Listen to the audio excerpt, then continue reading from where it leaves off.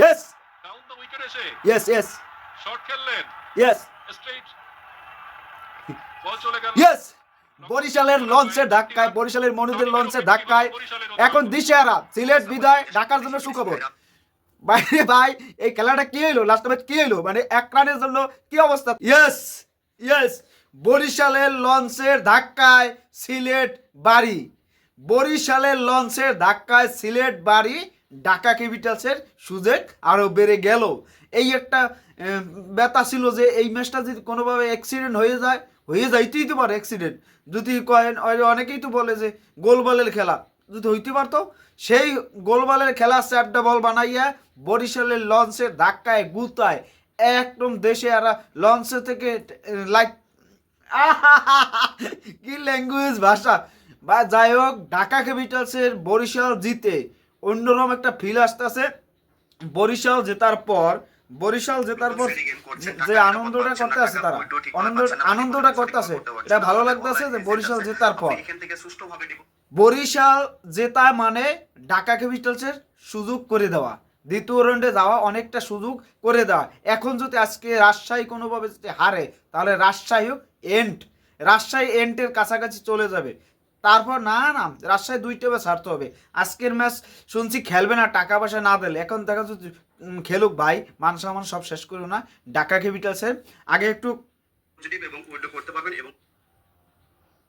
একটু দেখে লই দি কি অবস্থা, পারফরমেন্সে কি অবস্থা সে একটু দেখেন কি অবস্থা। বরিশাল আজকে খুশি লাগতেছে, বরিশালে খুশি ভাব, খুশির অভাব নাকি।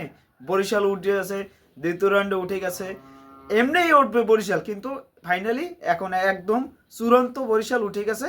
ঢাকার জন্য একটা সুযোগ করে দিয়েছে। আজকে জয়েন্ট নায়ক হয়েছে এসে আমাদের কে ফাহিম আশরাফ জয়েন্ট নায়ক। আজকা ফাহিম আশরাফ জয়েন্ট নায়ক এ লাস্টে 4 মেরে জিতে গেছে। তামিম ইকবাল 4 মেরে দিয়েছে লাস্টে, কয় কি এটা কয় কি, আমি একটু দেখি যে কত রান করছে। 4 মেরে জিতে গেছে, বাইরে ভাই কি আছে তামিম ইকবাল, এটা তো দেখতেই পেলাম না। সিলেট ব্যাট করতে নেমে 116 রান করছে, উইকেট 10টা পড়ে গেছে। ব্যাটিংয়ে মুন্সি 4, রনি তালুকদার 9, জাকির হাসান 5, ব্যাটিং 28, এলেন 0, নাহিদুল 8, জাকির আলী 19, আরিফুল হক 12, তানজিদ সাকিব 13, একটা 6 একটা সাইডে আছে, সুমান খান 7, রুয়েল মে 1, আর বোলিংয়ে রিপুল মন্ডল 13, 2 ওভারে, নবী 4 ওভার 26, 2 উইকেট, জেমস ফুলার 2 ওভারে 23, 2 উইকেট, এই 4 ওভারে 23, 2 উইকেট।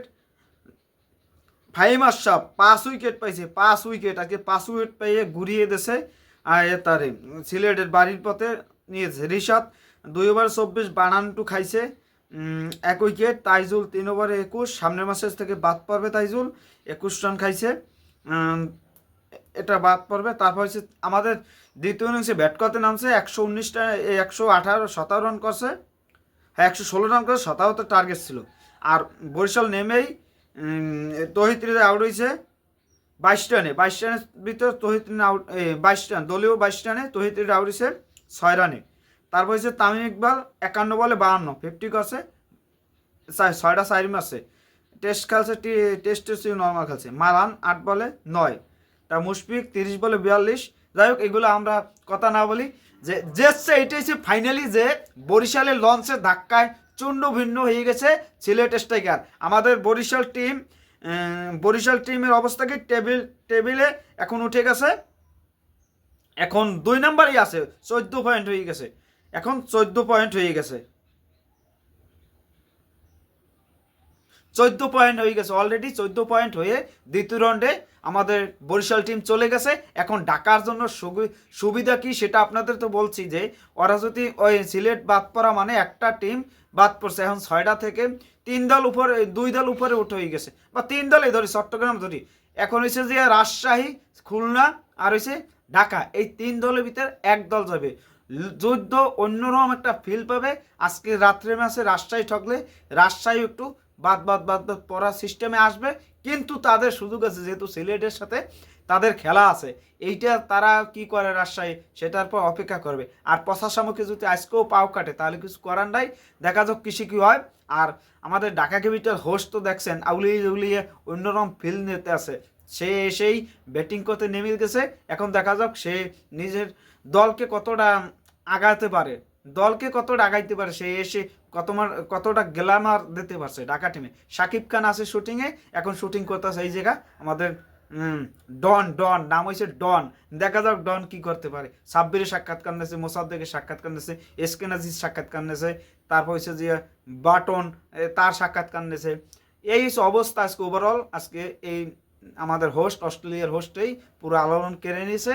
আর এখন বরিশাল জিতে গেছে, বরিশালের লঞ্চের ধাক্কায় সিলেট বাড়ির পথে, বাড়ি শেষ, বিদায় নেছে।